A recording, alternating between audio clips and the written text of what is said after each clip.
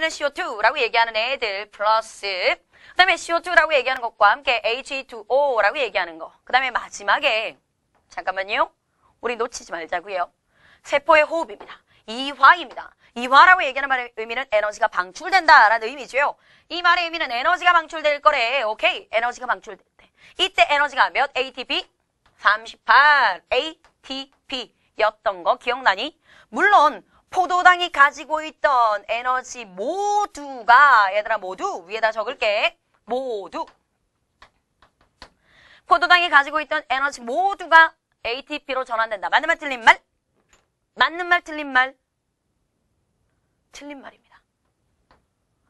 쌤, 너무 짜질구레한 거 아닌가요? 짜질구레한가요? 2013학년도 수능기출 문제 2013 수능기출 문제 2번이었습니다. 알았죠? 우리는 얘들아 지금 되게 독하게 철저하게 공부해야 돼. 알았지?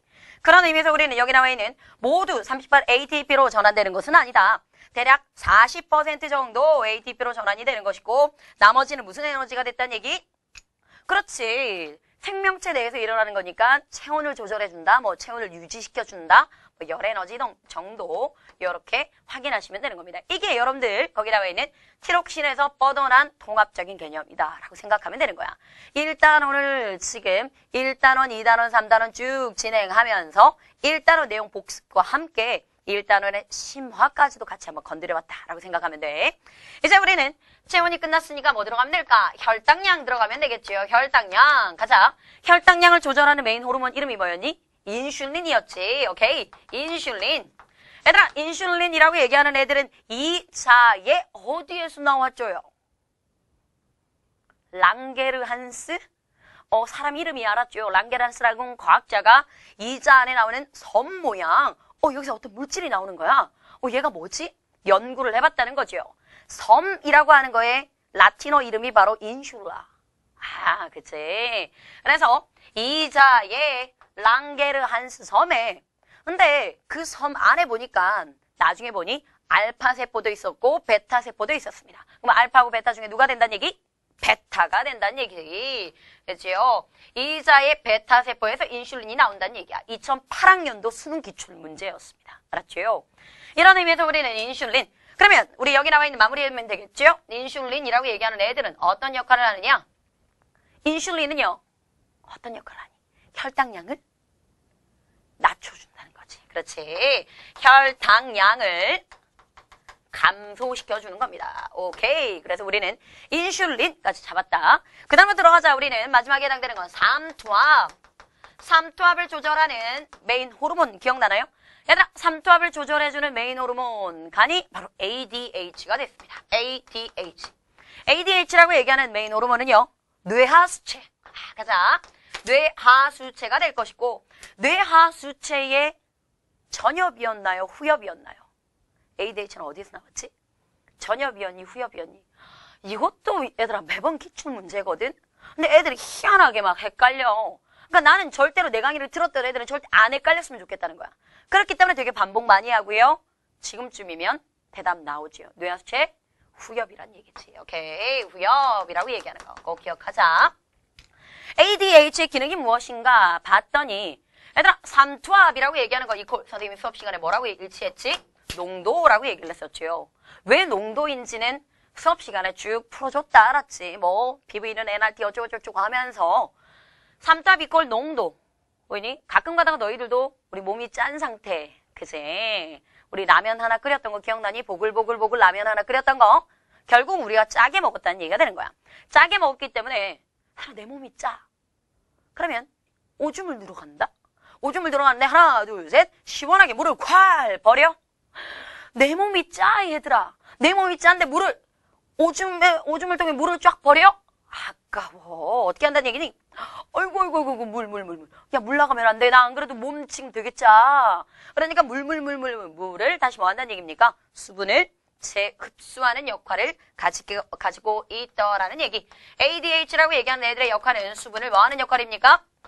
재흡수하는 역할이었다 라고 얘기하는 것까지 가겠지요. 물론 이거보다 되게 중요한 내용들 더 깊은 내용들도 있지만 아직 1단원의 우리 초반부였잖아요. 그치? 그렇기 때문에 얘들의 나머지 부분은 어디서 하겠다? 3단원 복습할 때 들어가도록 하겠습니다. 이런 의미에서 우리는 개체 유지하며 물질 대사 들어갔고 자극과 반응 들어갔고 항상성 들어갔고 마지막에 해당되는 것이 그죠? 얘들아 나에게도 어떤 시절이 있었다 그랬니? 어떤 시절? 대답해주면 되게 좋은데 너 내 강의 들었던 애잖아. 그치? 내가 무슨 시절이 있다 그랬니? 나에게도 수정란 시절이 있었다라고 얘기했잖아. 그치? 기억은 안 나지만 얘들아 수정란 시절이라고 얘기하면서 세포가 딸랑 하나였는데 여러 개의 세포가 되었습니다. 이게 바로 뭐란 얘기? 발생이란 얘기. 발생. 그 다음에 발생과 뭐란 얘기지요? 생장이라고 얘기하는 파트가 됐다. 응애 태어나고 난 다음에 몸이 바바바바바 컸으니까 발생과 생장이라고 얘기하는 말의 의미는 세포 분열의 결과 뭐가 됐다는 얘기지요? 세포의 개수, 즉 옆에다 적을게. 개수가 증가했다라는 의미가 되는 거야. 세포의 개수가 증가했다라고 얘기하는 것이다. 이렇게 해서 우리는 개체 유지를 끝내고 나니까 바로 밑에 종족 유지가 있습니다. 종족을 유지한다라고 얘기하는 말의 의미는 그렇지 자손을 낳는다는 얘기야. 낳는다는 관점이 바로 생식이었다면 낳은 자식이 나를 닮았다는 얘기였잖아. 유전이라고 얘기하는 파트가 됐죠. 그리고 우리는 살다 보면 환경이 변할 수밖에 없습니다. 환경의 변화가 나타났단다. 환경이 변하더니 이제부터 첫 번째 갈까요? 몸의 구조가 변하는 거야. 몸의 구조가 변한다던가 이러지 않았는데 동실동실 둥글둥글 뭐 이런다던가 둥글거린다고요? 저 원래 동글동글해요. 여기 나와 있는 구조라고 얘기한다든지 또는 기능이 변한다던가 마지막에 생활 방식이 달라집니다. 생활 방식이 달라진다라고 얘기하는 의미에서 이런 변화가 나타났을 때는 우리는 굳이 얘를 굳이 나눌 필요는 없을 텐데 굳이 나눠보면 얘를 뭐라고 얘기한다는 거죠? 적응이라고 한다는 거야. 알았지? 이거 말고 환경의 변화가 한참 진행됐나 봅니다. 진행되더니 뭐까지 변해버렸다는 얘기니? DNA마저도 변해버렸다는 얘기지요. DNA마저도 변화되었다라고 얘기하는 거. 다른 말로 얘기하면 DNA가 변화됐다고 아예 색다른 놈이 나타난 거야. 돌연변이가 나타났다라고 얘기하는 의미가 되겠지요. 돌연변이 이런 애들이 나타났다라는 의미에서 전혀 다른 그렇기 때문에 우리는 뭐 됐다라고 얘기하느냐? 진화되었다라고 얘기하는 표현을 쓰는 겁니다. 근데 여기서 우리는 꼭 기억해둬야 됐던 것이 여러분들이 나중에 대학을 들어가거나 또는 고교 수능에서는 적응이라고 얘기하는 거랑 진화라고 얘기하는 걸 이렇게 칼같이 나누기가 좀 힘들단다. 실제 대학을 들어가면 적응이라고 얘기하는 건 진화의 과정이라고 배우고요. 진화라고 얘기하는 애들은 갈까? 적응의 결과라고 하는 거야. 그러니까 이 둘을 명확하게 구분한다는 게 참 애매모호한 일이란 얘기지요. 그렇기 때문에 시험 문제에서는 뭐 한다?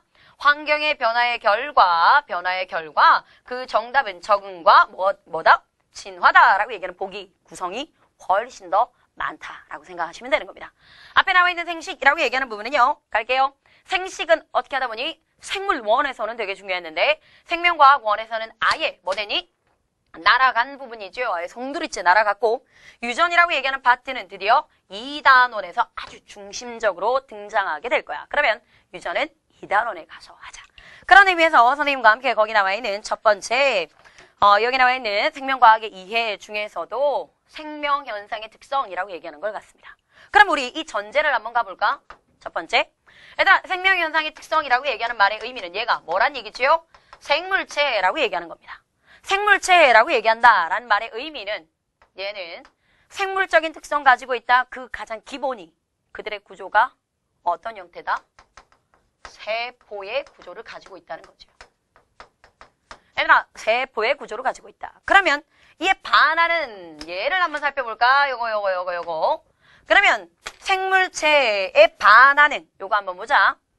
이게 누구냐 봤더니 비세포 구조를 가지고 있습니다. 비세포 구조를 가지고 있습니다. 걔 이름이 뭐죠? 비세포 구조하면 딱 떠올려지는 것이 바이러스가 되겠지. 바이러스가 되겠죠. 그럼 이 바이러스에 해당되는 애들을 한번 낱낱이 파헤쳐 보자는 거야. 그럼 옆에다가 선생님이 그대로 갈게. 너희들은 독한 테스트북이라고 얘기하는 그 밑에 바이러스 밑에다가 거기에 표시되어 있는 거 한번 쭉 다시 봐도 되는 겁니다. 첫 번째 우리는 바이러스에 해당되는 애들의 구조를 먼저 한번 볼까요? 얘들아, 구조라고 얘기하는 부분에서 세포 구조라고 얘기했니? 비세포 구조라고 그랬니? 비세포 구조라고 그랬죠. 동그라미 별표, 비세포 구조. 비세포 구조라고 얘기하는 말의 의미는 세포의 구조가 아니래. 뭐가 없다는 걸까? 아, 핵이 없어요? 유전 물질이 없어요? 큰일 날 소리라고 얘기를 했지. 그렇게 대답하면 나중에 문제 되게 많이 꼬인다, 알았지? 얘들아, 비세포 구조다라고 얘기하는 비세포 구조라고 얘기하는 말의 의미는 결국 얘는 뭐가 없다? 세포막이 없다는 거잖아. 아, 그럼 쌤 잠깐만요. 세포의 구조라고 얘기하는 부분에서 선생님이 되게 중요하게 얘기했던 것이 세포막이었습니다. 세포막이라고 얘기하는 것이 생각보다 완단 얘기지요? 그냥 얘들아 다 받아들이는 것이 아니라 선택적으로 왔다 갔다 물질을 출입시켰으니까. 요건 얘들아 개념 시간에 다 했다, 알았지? 그런 의미에서 우리는 바이러스, 세포막이 없다라고 얘기한다면 도대체 바이러스는 어떤 구조인가 봤더니 되게 쬐끄만하지. 얘들아, 내가 대표적인 바이러스 하나 그려줄게. 요렇게 머리는 육각형, 다리는 2개. 물론 진짜 다리 2개는 아니다, 알았지? 여러 개이긴 한데 얘들아, 파란색에 해당되는 부분 그리고 빨강색에 해당되는 요렇게 됐지요? 얘 이름이 뭔지 아니? 얘 이름 뭐니? 박테리오파지. 박테리오파지. 쌤, 바이러스를 이 정도로 많이 해야 되나요? 얘들아, 바이러스는 예전에 생물 원 수준이었을 때는 그냥 바이러스 끝이었단다. 그러나 지금은 그게 아닌 거 알죠? 생명과학 원이라고 얘기하는 부분에 저 뒤에 3단원 들어가면 바이러스, 질병과 병원체라고 해서 한 번 더 중심적으로 등장하게 되니까 그냥 내친 김에 제대로 하고 가자고요. 박테리오파지, 박테리오라고 얘기하는 말의 의미가 바로 세균이라고 얘기하는 것이고, 파지라고 얘기하는 것이 얘들아 라틴어로 죽인다는 얘기야. 먹는다는 얘기죠. 세균을 뭐 하는 거? 죽이는 바이러스란 얘기야. 세균을 잡아먹는 또는 죽이는. 그런 의미에서 우리는 여기 나와 있는 구조라고 얘기하는 것이 파란색 구조 파란색이 뭔가 봤더니 단단한 단백질 뭐가 되는 겁니까? 껍질이 되는 겁니다. 단백질 껍질. 단백질 껍질에 두 번째 들어갈까요? 얘들아, 빨간색 보이니? 빨간색에 해당되는 부분, 이 빨간색에 해당되는 얘가 바로 뭐란 얘기니? 그렇지, 핵산이라고 얘기하는 유전적인 정보를 가지고 있는 핵산이 된다는 얘기야. 그 안에서도 DNA라고 얘기하는 핵산 가지고 있는 애들도 있을 것이고 RNA라고 얘기하는 핵산을 가지고 있는, 그렇죠, 바이러스도 있겠지요. 이런 것처럼 우리 여기 나와 있는 바이러스라고 얘기하는 애들은 단백질 껍질과 핵산으로 구성되어 있다라고 얘기하는 점 확인했니? 그러고 난 다음에 선생님에 해당되는 우리 독한 테스트 뭘 보자. 생물적인 특성이 뭐가 있냐고요? 얘들아, 생물적인 특성은 숙주내, 동그라미 숙주내. 정말 중요한 거잖아. 숙주내란 얘기는 그 안에 결국 바이러스가 들러붙은. 예를 들어 선생님이 인플루엔자 바이러스 독감에 걸린 거야. 그럼 독감이 나한테 들어왔다는 거지요. 내가 이 독감, 인플루엔자 바이러스의 숙주가 되어버린 겁니다. 이 숙주내로 들어오면 얘들은 전혀 자기 자신만의 효소는 없었는데 내 몸에 있던 효소를 빌려가면서 얘들이 뭐 한다? 물질 대사를 한다라고 얘기를 했죠. 숙주내에서 물질 대사도 하고 증식도 하고 유전, 돌연변이까지 다 거칩니다. 반면에 무생물적인 특성이라고 얘기하는 것은 숙주밖, 거기다가 얘들 적어라. 무생물적 옆에다가 숙주밖이라고. 숙주밖이라고 적었니? 숙주 밖으로 나오면 얘가 뭐가 된다는 얘기니? 그렇지. 숙주 밖으로 나왔을 때 얘는 그냥 단순히 단백질 결정체에 불과했다라고 하는 것까지 같습니다.